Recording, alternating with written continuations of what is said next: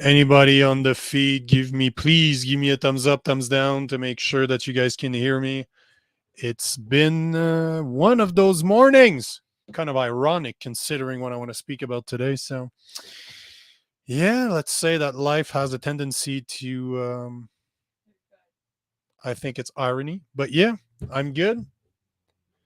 So it seems that we're good to go.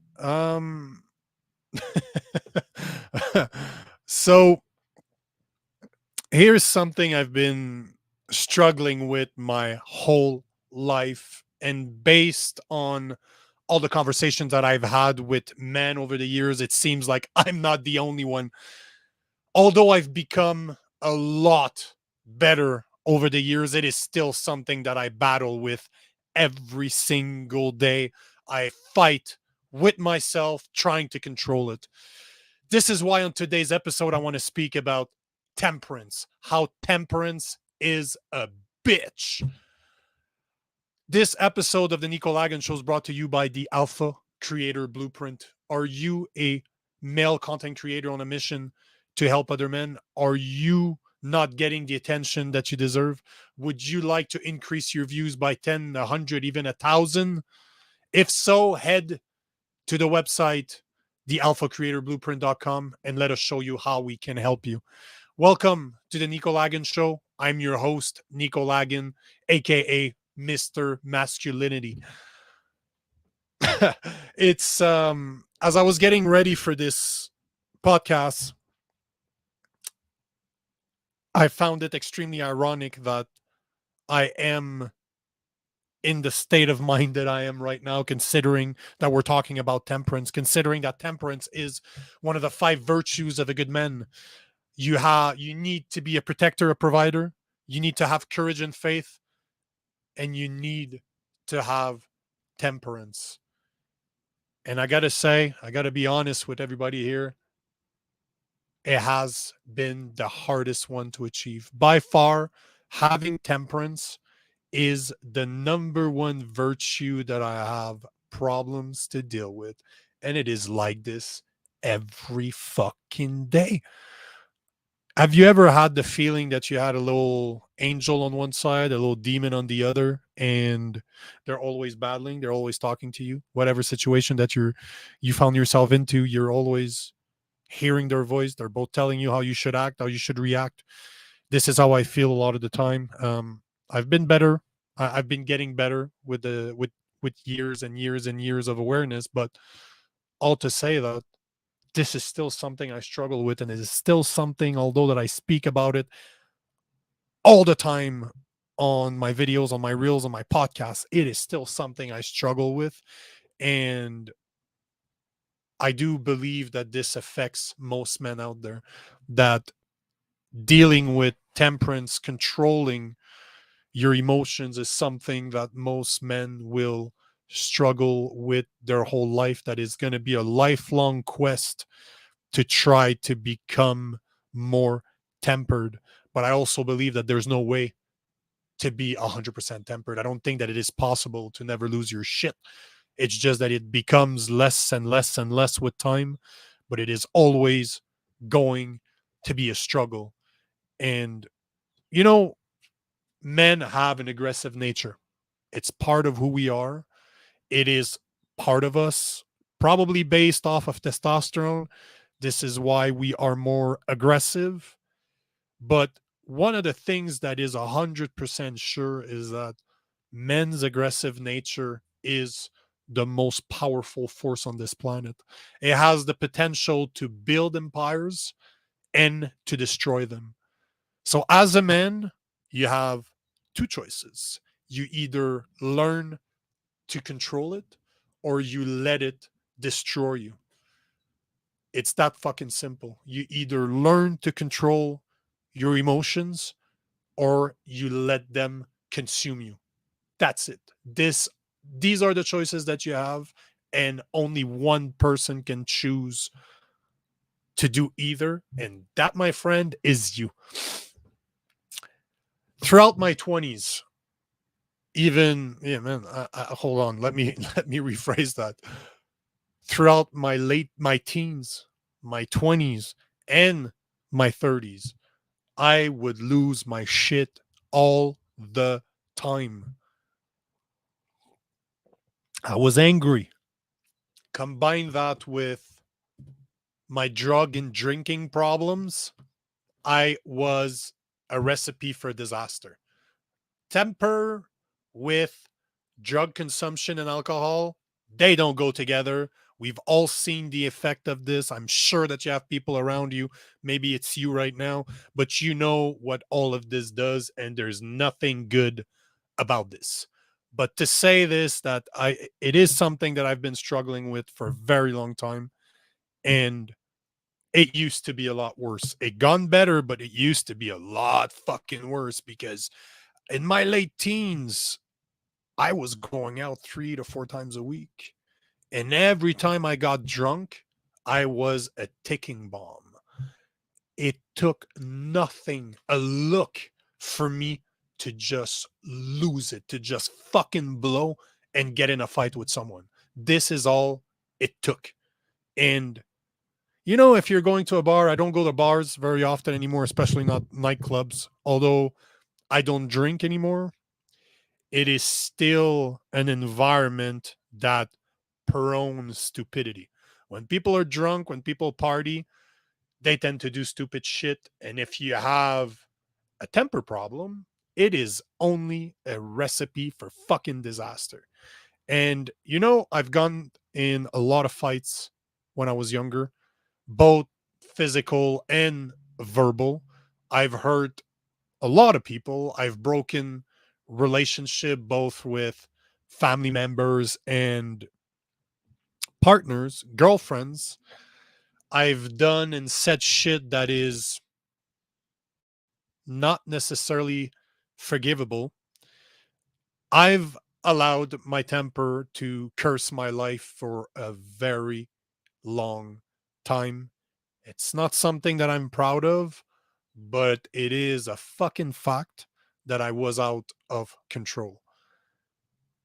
I can't change what I've done. I can't change what happened. I can only accept that that is the case and to strive to be better, because at the end of the day, that's all we have. And hopefully that can be a lesson to you that you can't change the past. You can't. You just can't. It's not something in your power. You can only accept what you did, make amends, apologize, and move fucking forward. That's all you can do. And this is something that never stops. It is something that we deal with on a daily basis. Every day. Every day we have the opportunity to lose our shit, or we have the opportunity to keep cool, stay tempered, control these emotions and not let them run us. And this week alone, I have two great examples, and I wanted to share that with you guys because this is just another way that God will test you.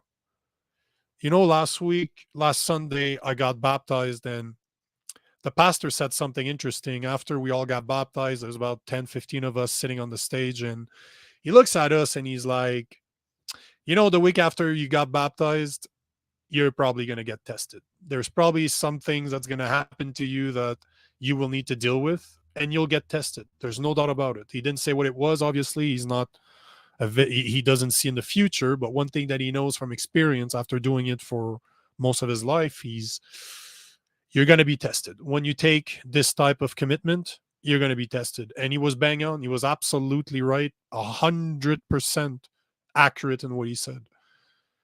Although every day I try to remind myself to keep my cool, that there's no reason to get upset. Man, it's hard not to do it. It's hard to always keep your cool because there are people out there that seems that they were put on this earth just to test your fucking self, just to test your patience, just to test your temperance. Seems like that's what their fucking job is just to push your fucking buttons to see if you're going to do something about it or not. And this is exactly what the fuck happened to me on Wednesday. I I got a massive opportunity next week where I'm going to be going to Vegas. I'm going to be a guest on very big podcast. I'm going to be on a TV show as well. And, it's life changing shit. This is the type of opportunity that can really, really change my life. And, it's something that I've been working towards for the past 3 years. And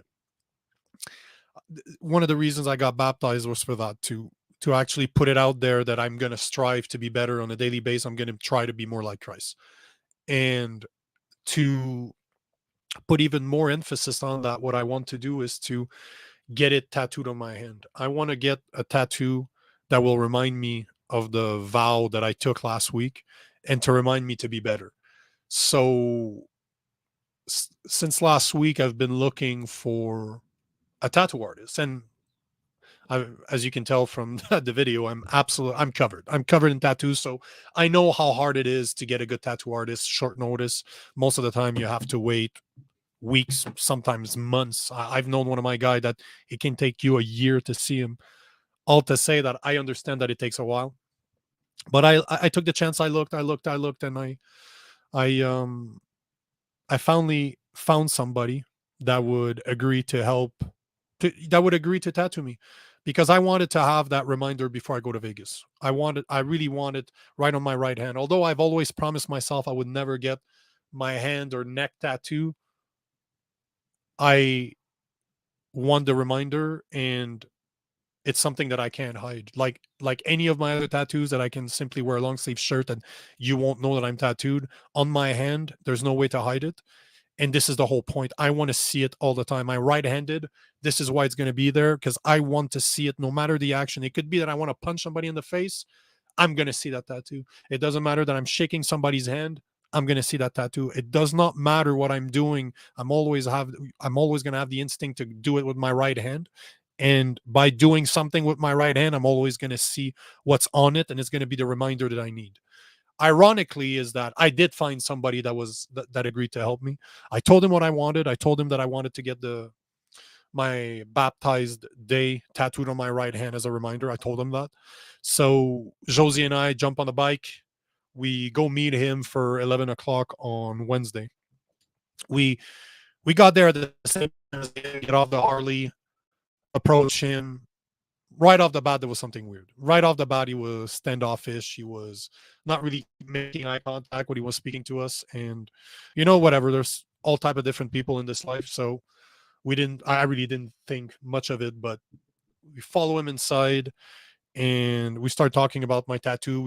I start explaining why I'm getting it. That I wanted a triangle on it too because it represents masculinity.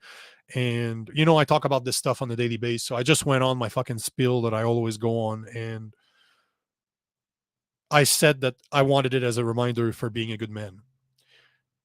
He basically he said something along the lines, and I'm paraphrasing obviously, but he said something along the lines that, well, a good man can be a lot of things. And as per what Josie's saying, because I don't remember it that way, but I'm going to trust what she said. She's basically saying that I went on to talking about my views, how um, men and women are different, how there's only two genders, how even in a gay couple you see one that's always more masculine and one that's always more feminine. That's just the way it is. And I don't think he appreciated that, because he started talking about how his shop is very inclusive, how he has some employees that are they, that refer to themselves as they and them, and how he was a big supporter of pride. All things that had nothing to do with what I was talking about. Like I never approach those subjects. Whatever the fuck you do on your personal time does not matter to me. That's your prerogative. That belongs to you. So have fucking fun. But for some reason, he went on about this, and the conversation kind of escalated from there. He he started talking about how one of the biggest problems in the tattoo industry in his 20 years experience is that guy is muscular, hold on, white, bald headed, muscular guys are racist, homophobes, they're misogynistic, they're sexist, they're transphobe. And this is the biggest problem in his industry, that 80% of the problem seems that it's because though these type of men. You know what? It didn't really hit me at the time, but he was fucking describing me. Funny enough, like he's literally saying that to my face, that guys that look like me in his industry are racist, transphobe, everything, bigots, everything. They go all against what he believes in. And I questioned him. This is what I have a tendency to do. I want to entertain conversation with people. I've had the pleasure to be questioned by people that were smarter than me, that knew more than me, and it had me challenge my own ideas. So I did that to him. I looked at him and I'm like, listen, is it possible that the guys you're talking about are just assholes and it has nothing to do with their race, that they're just fucking assholes at the end of the day? Do you have proof? Like, do you have statistical proof that 80% of the problem is that, or is that just your interpretation? That's just how you feel about it. He admitted that he had no proof, but let's just say that he did not like being challenged, because again, the conversation escalated from there. And one thing that's worth mentioning, I didn't scream at him, I didn't raise my voice, but I did question him. I question people. I tend to always do that. I enjoy having debates with people, especially when they're polite. It's a great place to learn. But, and I think it's at that point that Josie looked at me and said we should probably leave.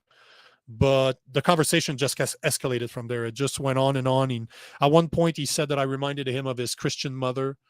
He called me every single name you can think of. Called me a racist, a misogynist, called me sexist, called me transphobe, called me homophobe. He called me everything. And at this point, I stood up and I started walking towards the exit. And he was in a separate room right close to the exit. Well, you literally have the exit in front of us, and then you have another room right in front of us, and he's standing right in front of that room. He actually entered that room, and the exit is to the right of that room. So I walked towards him, that's close to the exit, basically. And Josie put herself between me and him. And he just continued. He just continued. He was not happy. He was basically screaming at me. And all through that time, I was still keeping my cool, but I did ask him to step out with me. I'm like, you know what, big man, like to talk shit. Let's outside. Let's go outside and deal with this like men. Of course, he didn't want to. Of course, he didn't want to. I don't want to call him name, but he is a bitch. He was a bitch. He was not the type. He's the type of guy that likes to flap his mouth, but he's never had consequences for his action. And I wanted to hurt him. I won't lie to you guys. I wanted to hurt him. I wanted to be the one to teach him a lesson. And I wanted to beat him up bad. And God knows that I'm fucking vicious too. I'm one of the most kinded hearted people you'll ever meet, but at the same time, I have a vicious side to me. And I wanted to fucking hurt him.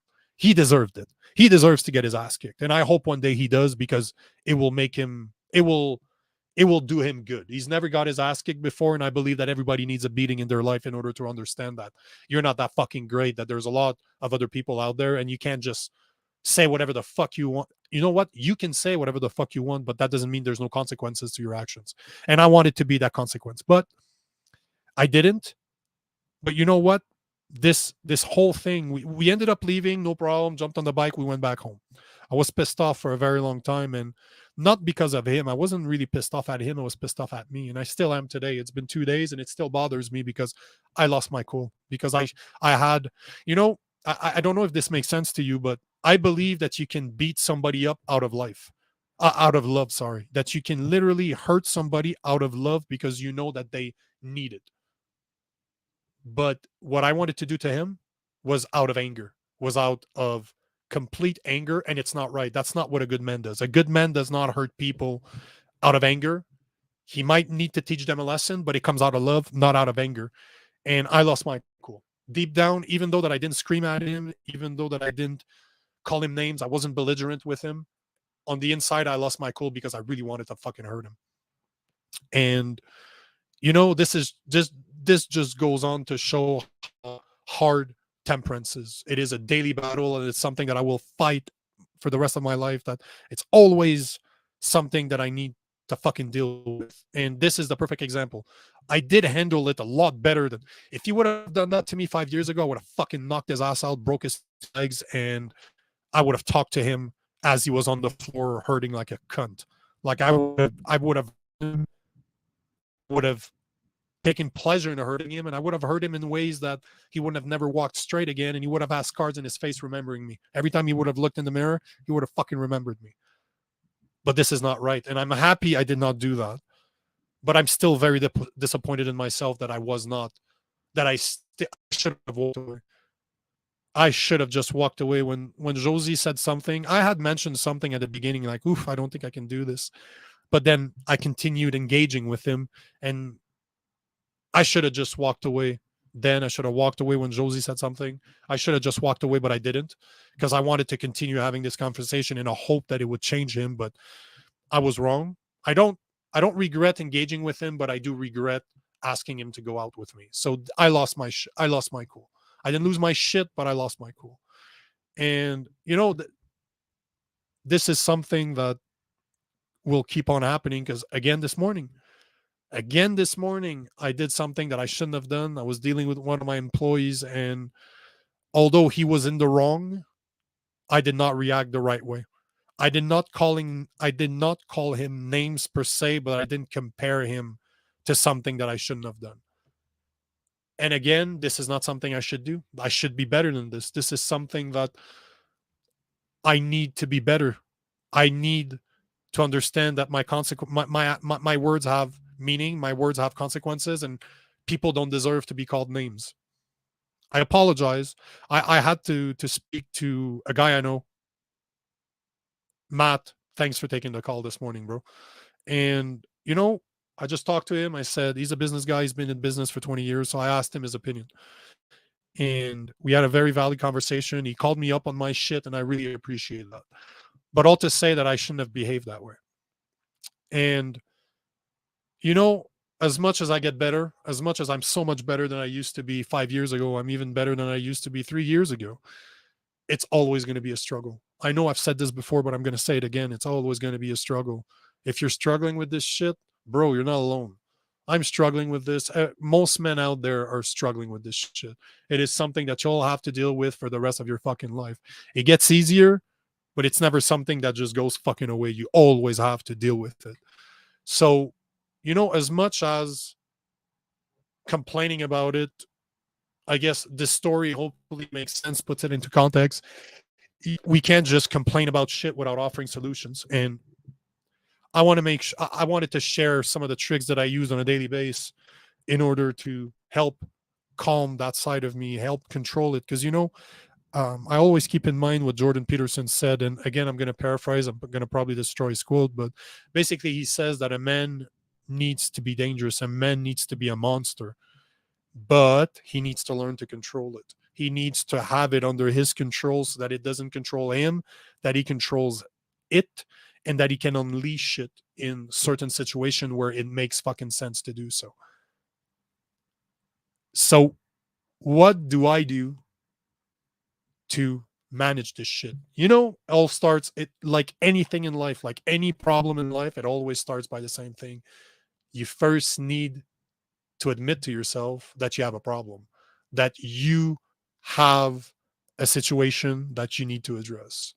And this was the first step for me. I needed to tell myself that I was a problem, that I had a temper problem, I have an aggressive nature, but this is not an excuse to be an asshole to everybody around you. That just means that you need to control it, because this is the most constructive force on the planet, but it is also the most destructive. Men's aggressive nature has built empires and destroyed them as well. It's all about how you learn to control it, and if you learn to channel it. Because if you can learn to channel that energy, you're unstoppable. This is something that will give you all the drive that you'll ever need in your fucking life if you learn to channel it and to control it and to putting in stuff that makes sense. So how can you do this? Well, there's four things I want to mention. First off, work out. It will burn that energy. If you're pissed off, if you're in a bad mood, I'm not in a good mood right now, but as soon as I close this live in 5 minutes, I'm heading to the gym because I need to get rid of this energy. I'm filled with negative energy. I'm getting tattooed this afternoon. Hopefully, I'm fucking getting tattooed this afternoon. And I don't want to go in there with that mentality that I have right now. So I need to go burn some of that energy off. And working out is one of the perfect solutions that you can do. You don't need anybody else. You just fucking go to the gym and you destroy that fucking weight rack. You can also do martial art. Martial art is fucking great for that. How much anger have I passed through martial art, through exhaustion? Just destroy that energy level that you have. That aggressive nature of yours will bow down. It will get removed by association. It's a temporary fix. Obviously, there's no perfect fix that you do pow and now you're tempered. Fuck no, that's not how it works. But that's why I work out 5-6 times a week. This is why I try to do martial art all the time, at least as much as my time allows me, or as much as I take the time to do so. But one of the best things that you can do is meditation. Meditation changed my life. I've been doing it for almost 10 years every day, and this has changed my life. Mastering meditation has fucking changed me. If I'm in a bad mood, I can go to the gym. If I can go, Cold Geraldo, you're absolutely right, brother. I'm glad I found BJJ, wrestling, and kickboxing. I completely agree with you, man. Martial art has changed it for me. Combine that with meditation. I meditate 10 minutes, 20 minutes every day. And the whole point of meditation is not necessarily to relax you. The whole point of meditation is to feel how it feels like to be at neutral, to be at peace with yourself, to be in a perfect, you know, when you feel great, when you feel relaxed, when you feel just the way it should be, everything is nice, everything is well, you feel balanced. This is what meditation does. It shows you what being balanced is. And once you learn what your balance is, you will start noticing when you're losing it, when you're starting to lose your shit, when you're starting to shift from your balanced place. It's all about living in the moment. Meditation is all about living in that specific moment where you're just at peace with yourself. So the more you experience that state, the more you will recognize when you are shifting from that state.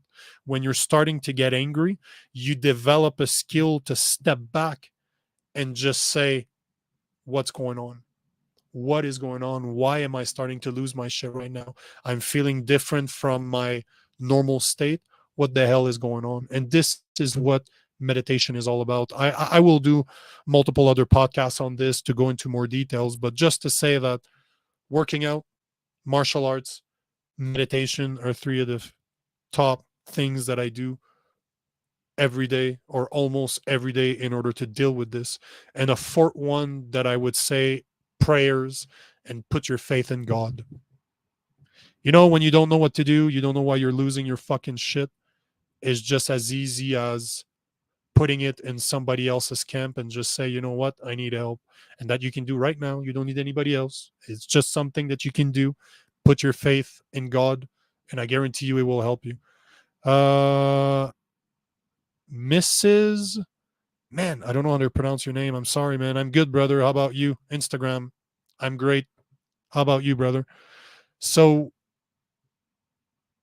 four things: working out, martial art, meditation, put your faith in God. That are four things that I will go into a lot more detail in the future. But this is one of the ways that I've learned to get better. I'm in nowhere close to being considered tempered. And I'm saying this with a laugh because I'm nowhere fucking close to it. I am a lot better, but I still have a lot of work to do. So, on that note, on this beautiful fucking rainy Friday where I am, I want to be grateful for every single one of you. I want to thank everybody that comments on my stuff, that shares, that comment, that likes. Without you, none of what I do would make any sense. So I want to thank every single one of you. I'm very grateful for all of you. And I want to finish this by simply saying that the world has changed one man at a time, but it takes just one man to change the world. God bless. Have a good weekend. Peace out.